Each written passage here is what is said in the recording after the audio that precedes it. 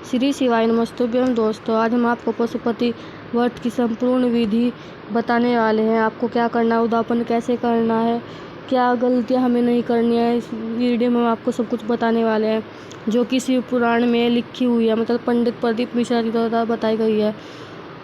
और हम लोग क्या करते हैं, मतलब अगर क्या नहीं करना है आपको, जो माचिस है, माचिस आपको घर से ही लानी है। ऐसा नहीं कि आपकी माचिस छूट गई और आप मंदिर से ही जलाया है। मंदिर की माचिस का अगर आप इस्तेमाल करेंगे तो नहीं लेगा पशुपति व्रत, ये भी नियम है।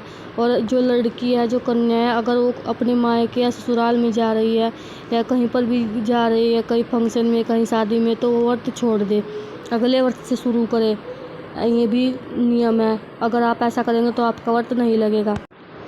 और जो जल आप 1 लोटा लेकर जाते हैं, वो भी आपको मंदिर से नहीं लेना है जल, और लोटा भी अपना ही होना चाहिए। ये नहीं है कि आप दूसरे का लोटा इस्तेमाल करेंगे या मंदिर का जल इस्तेमाल करेंगे या मंदिर का लोटा, ये भी गलती हमें नहीं करनी है। तो आइए जानते हैं, व्रत का जो नियम है वो एक ही नियम होता है, वो सबको ही पता है कि ये 5 व्रत होते हैं शिव महापुराण के अंतर्गत। हम सुबह पूजा की थाली लगाई है, 5 व्रतों का विधान है, छठा व्रत का कोई विधान है ही नहीं है। तो जो हम सुबह की थाली लेकर जाते हैं, वो ही हमें शाम को ले जानी है, पूरी की पूरी ऐसे कैसे रख देनी है हमें। तो सामान सब लेकर आप मंदिर में जाइए। सामान आपको पता ही है, हम अगली वीडियो बनाएंगे तो उसमें बता देंगे। मंदिर में जाकर बाबा का जल अभिषेक करें, सुबह के समय पूजन करें, जिस हिसाब से आप करते आए हो पूजन उसी हिसाब से करें। थाली में सामान उतना रखना है जो शाम को भी आपके साथ चला जाए, यानी कि आपको जो थाली में वो सुबह को सामान रखेंगे वही आपको शाम को रखना है। बस शाम को थोड़ा सा बदलाव होगा, हम बताएंगे इस वीडियो में। अलग से केवल शाम को दिए रखो, जल रख लो थोड़ा सा, और बाकी जो मिष्ठान आप तैयार करोगे बस वो बाकी का चंदन, अबीर, गुलाल जी सुबह की थाली का रखा थोड़ा फल, जो भी सुबह पूजन करो, बाबा का निवेदन करो। एक बात और, जो आप सुबह फल लेकर जा रहे हैं, मतलब सुबह ही वो इतने ही फल लेकर जाए जो शाम को भी हम चढ़ा सके। जैसे कि अगर आप 2 फल लेकर तो उसमें 4 ही रखें, जैसे कि आप सुबह 2 चढ़ा दे और शाम को भी जो 2 चढ़ाए, या 1 सुबह चढ़ाया, 1 शाम को, मतलब बराबर रखना है आपको। ये नहीं कि 1 सुबह चढ़ाया और 2 शाम को। थाली को ढक कर रख दीजिए, शाम को जब जाओ ऐसी की ऐसी रख देनी आपको पूरी थाली, ऐसे छेड़छाड़ नहीं कर, ऐसे स्थान पर रख दीजिए जहाँ कोई इसको छेड़े नहीं। जो हम शाम के टाइम प्रसाद बनाते हैं, मतलब भगवान का, उसके 3 हिस्से करने हैं प्रसाद के। तो ये जो खीर बनाएंगे, अगर आप मीठे में, या आप जो भी मतलब हलवा बना सकते हैं, मीठे चावल, जो भी आपकी इच्छा, आप मीठे में कुछ भी बना सकते हैं। और घर के लिए छोड़ने नहीं है, उतना ही बनाओ, मतलब जितना पूरा पूरा ही बनाना है प्रसाद। ऐसा नहीं है कि आप ज़्यादा बना दें, जितना भगवान के लिए जाएगा, जिसमें से 3 हिस्से ही होंगे। एक पात में भर के ले जाओ, कटोरी ले जाओ, प्लेट ले जाओ, जो तुम्हारी मर्जी पड़े, कागज़ ले जाओ जो तुम्हारा मन पड़े वो ले जाओ, 6 दिए लेकर जाओ बाबा के मन। जो प्रसाद है आपको ये घर से 3 हिस्से नहीं करने हैं, आपको पूरा प्रसाद मंदिर में लेके जाना है और वहीं पर ही आपको 3 हिस्से करने हैं। सारा प्रसाद में तो थोड़ा, जितना 3 हिस्से जितना ही आप करिए, मैंने अभी बताया।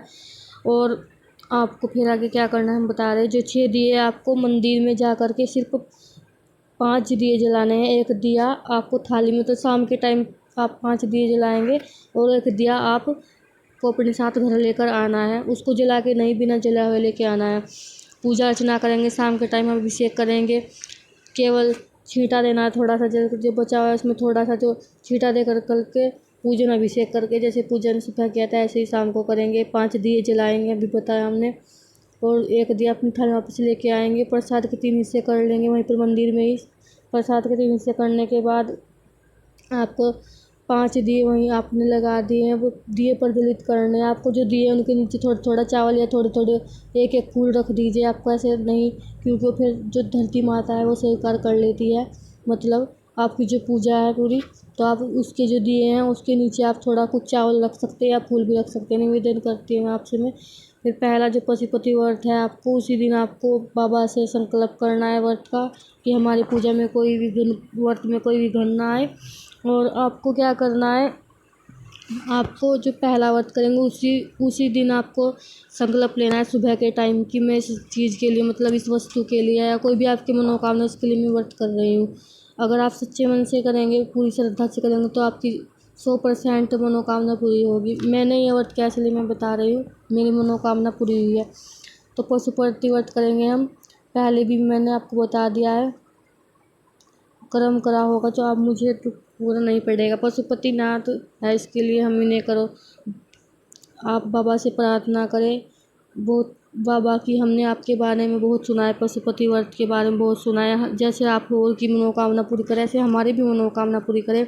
पूरे श्रद्धा भाव से आप भगवान से प्रार्थना करें और एक दिया, एक प्रसाद का थाली में लेके आप बाबा को निवेदन करके बाकी वहाँ छोड़कर एक दिया अपने साथ ले आए। घर के अंदर जो प्रवेश करेंगे, आपको सीधे हाथ, जो राइट हैंड है, आपको उस हाथ के और वो दिया जलाना है, आपको सीधे हाथ की ओर प्रज्वलित करना है। भगवान भोलेनाथ से आपको प्रार्थना करनी है और घर में प्रवेश करना है। उसके बाद आपको जो आप अपने साथ वो प्रसाद लेकर आए, आपको खुद ही खाना है। आपको किसी को प्रसाद बिल्कुल भी नहीं देना है। जो 2 हिस्से आपने वहाँ चढ़ा दिए और तीसरा हिस्सा है जो प्रसाद का आप थाली में लेकर आए, आपको खुद खाना है। फिर आपको किसी को भी नहीं देना है वो हिस्सा, आपको केवल अपने आप ही खाना। आपकी तभी मनोकामना पूरी होगी। एक समय फलाहार कर सकते हैं तो दूसरे समय भोजन भी कर सकते हैं। ऐसा नहीं है कि आप भोजन नहीं कर सकते, आप भोजन कर सकते हैं।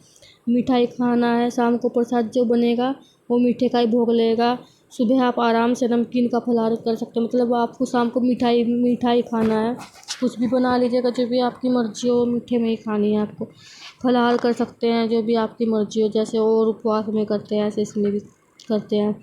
जब आप भोजन खोलोगे वर्त, तब सुबह के सारे टाइम आप नमकीन खा सकते हैं, मतलब अगले दिन, उसी दिन आपको नहीं खाना है। भगवान को जो प्रसाद आपको 4 पशुपति व्रत पूर्ण हो जाए, अगर कहीं आपकी मतलब पीरियड आ जाए, जो लेडीज है उनको अगर भी आ जाए, तो उस व्रत को आपको नहीं, मतलब वो व्रत आपका नहीं लगेगा। या एकादशी आ जाए, तीज आ गई, चतुर्थी आ गई, जिसका व्रत करते हैं तो पशुपति व्रत उस दिन मत करो, फिर अगले सोमवार कर लेना। 3 हो गए, एक रह गया बीच का, अगले में करो, चौथे में गिनती में नहीं आएगा। 5वां छूट गया, कोई बात नहीं है।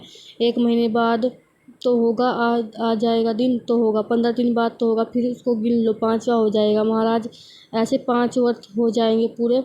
शाम को पूजन करने जाओ, जब आप मतलब पूरे आपके 5 हो जाए, मतलब जो 5वां जो व्रत होगा लास्ट का आपका, उस दिन आपको 11 रुपये और एक श्रीफल लेके जाना है।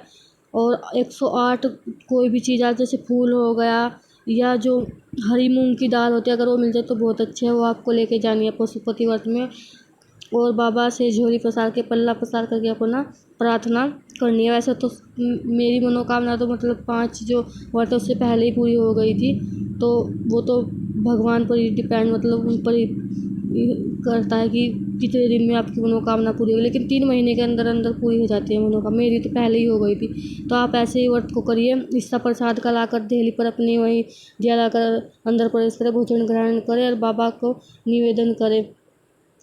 पशुपति व्रत का कोई उद्यापन नहीं है, बस ये 108 आपको जो चीज़ है वो चढ़ानी है आपको इस व्रत में, और कुछ भी नहीं करना है। आप कुछ भी चढ़ा सकते हैं, फल अगर आपके मतलब, वो तो आपके ऊपर डिपेंड है। आपकी अगर 108 फल चढ़ा सकते हैं, फूल चढ़ा सकते हैं, या हरी मूंग की दाल तो चढ़ा सकते हैं। आपको 108 संख्या में चढ़ाने हैं।